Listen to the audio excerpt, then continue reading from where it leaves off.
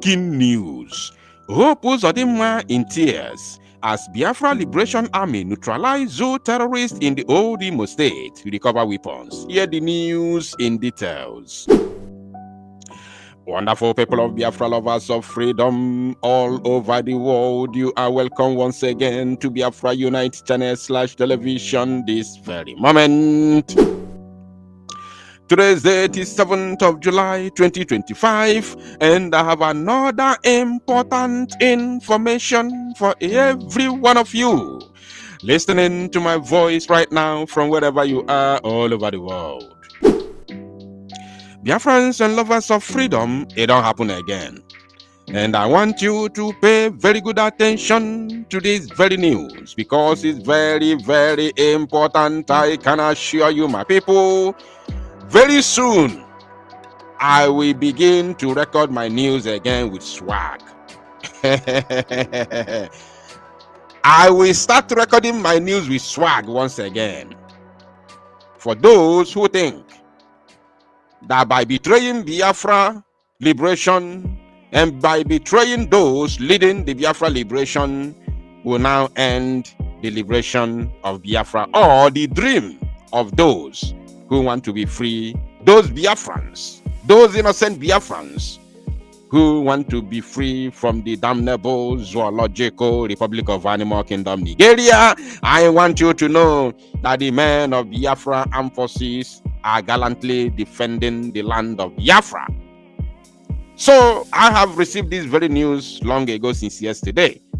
I equally have a video to prove it. But I said this one, let us wait a little bit and see if there will be any, publication from a Zoo Gota media platform. And here we are. We have it on your screen. Now, as you can see, I will be reading from Vanguard News Nigeria. This is their own headline. They said, gunmen unalive 2 policemen in Imo State. Okay, now, I will just read. I told me add in Kenja Web. I will just read for you.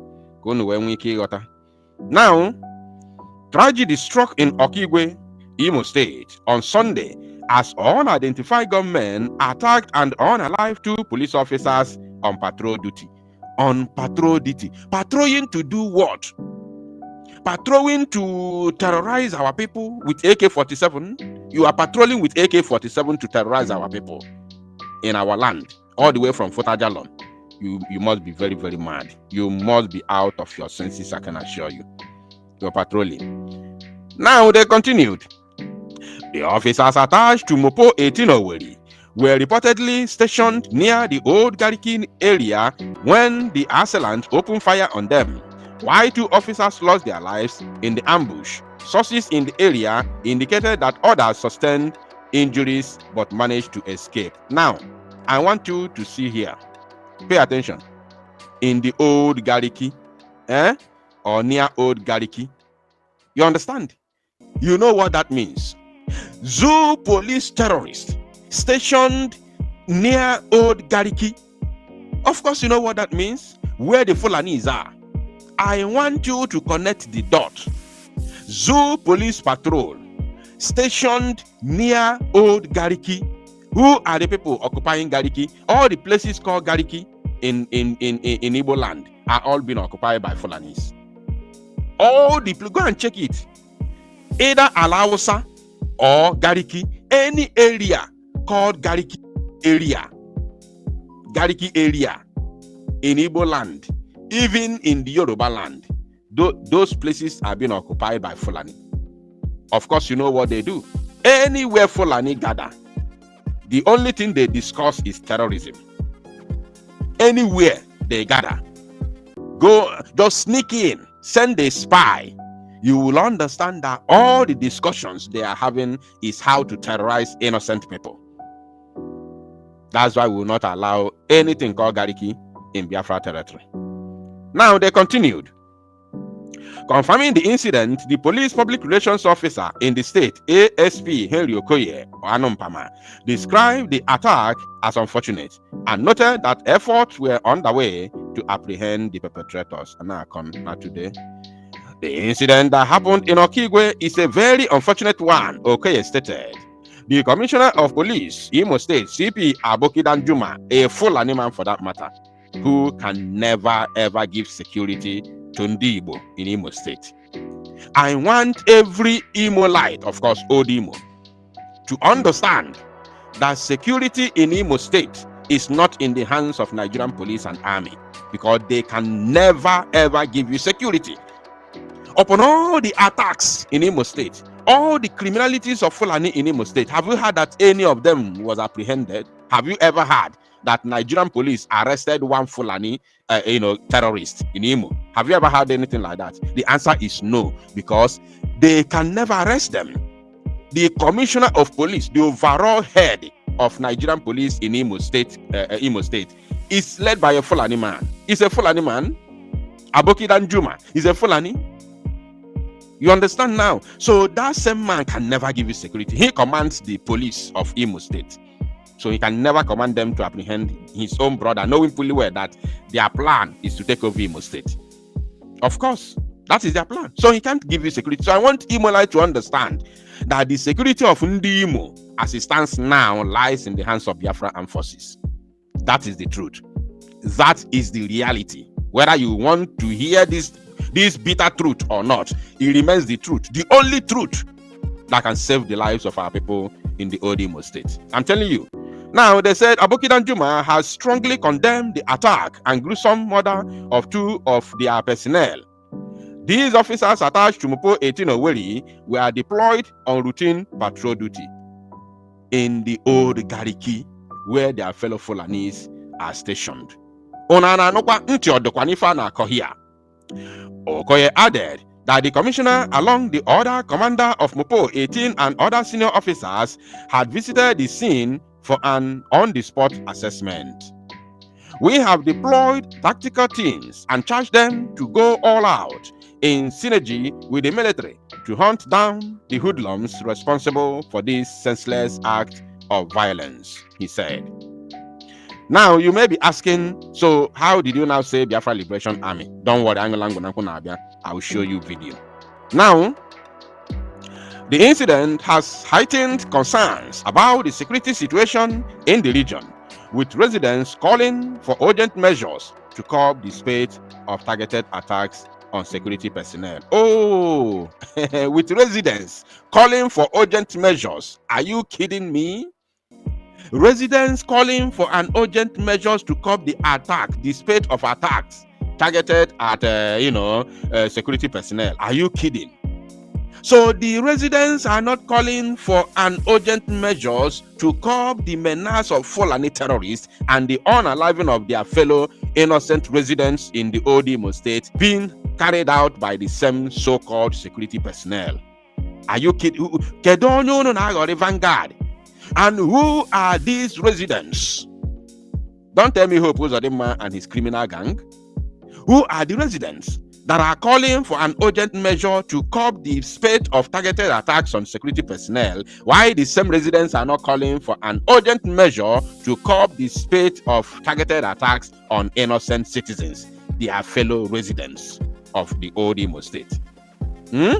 And they are not also calling for an urgent measures to curb the spate of targeted attacks against innocent people, including kidnapping them by the Fulani terrorists. Here you are, telling us how the residents of Imo calling for an urgent measures. No be juju be that.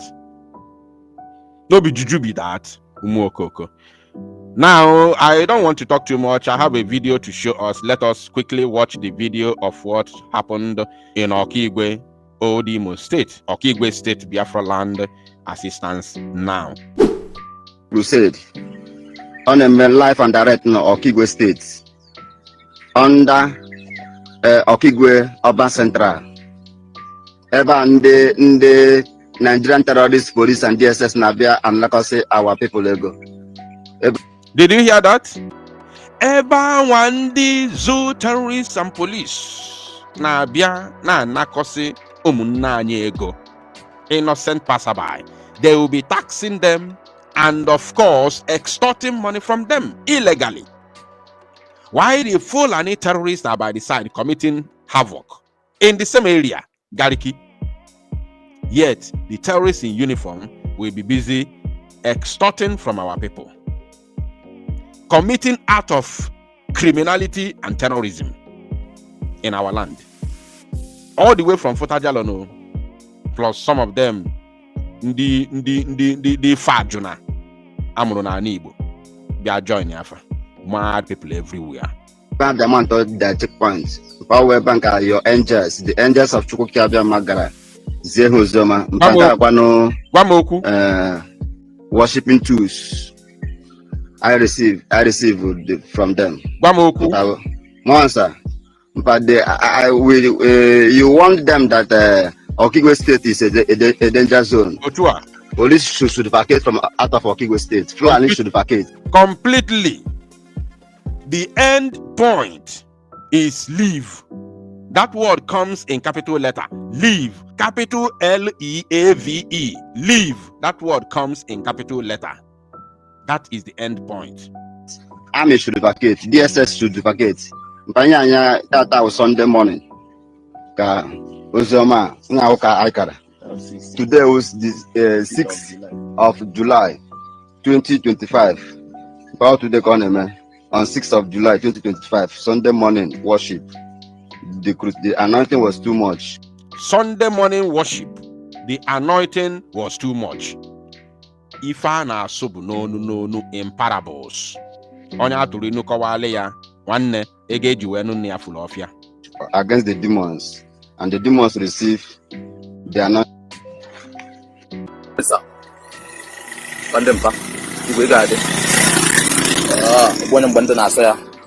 You were never again on Oro. That was 6th of July 2025. Your men are good to go. The terrorists in uniform, they are Malani in Biafra land. And it Abia no chair house. Abaloka Abu Manani in Ani Biafra where Taisifa. Umuchuko Kikabiama, where Sefa no, this is your end. So one go sad you. That was it. All right. So of course I don't have much to say anymore. In coming days, and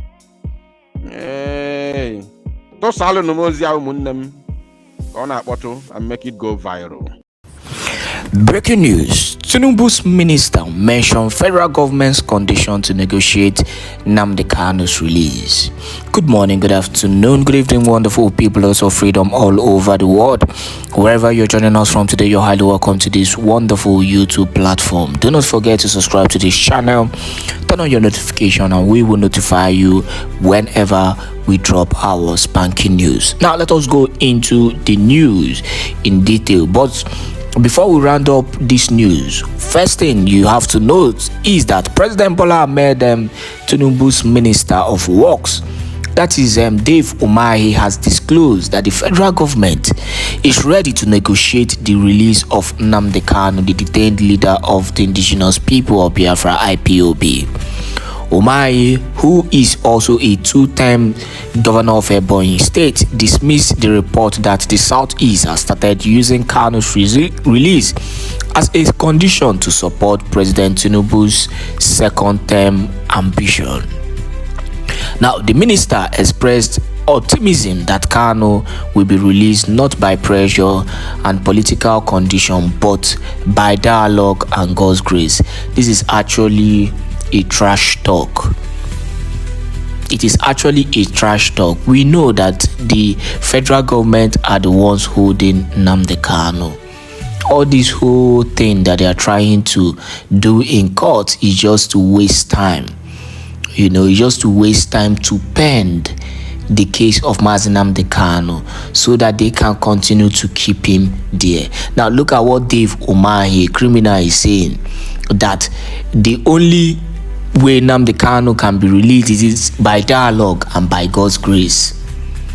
So they are not even planning on using any political means to release Nnamdi Kanu. Now, the Senator Dave Umahi, Minister of Works, has also disclosed that the President Bola Tinubu-led federal government is ready to negotiate the release of the indigenous people of Biafran leader Nnamdi Kanu.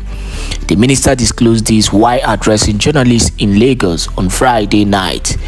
adding that the only condition is that it should not be used as a condition to gain political support.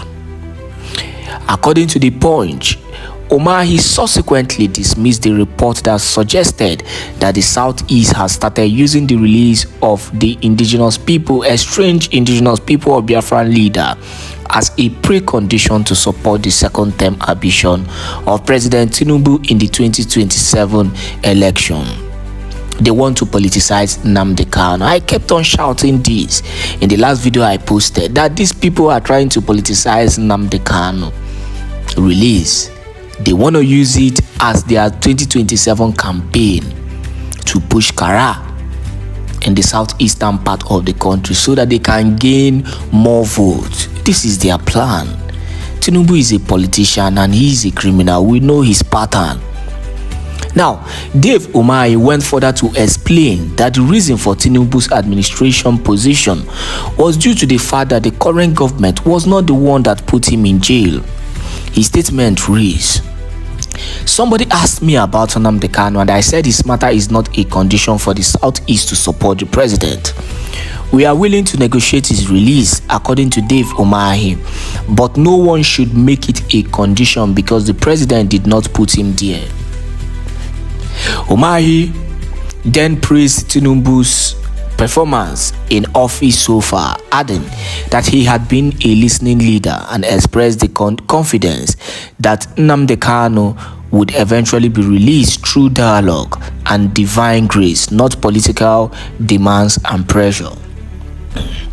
The former governor of Ebonyi also bragged that the Southeast is fully in support of Tinubu and would vote for him in the 2027 election. He dismissed the notion that the region was being marginalized under Tinubu's administration, adding that his government had done more for the region than any Nigerian in the past.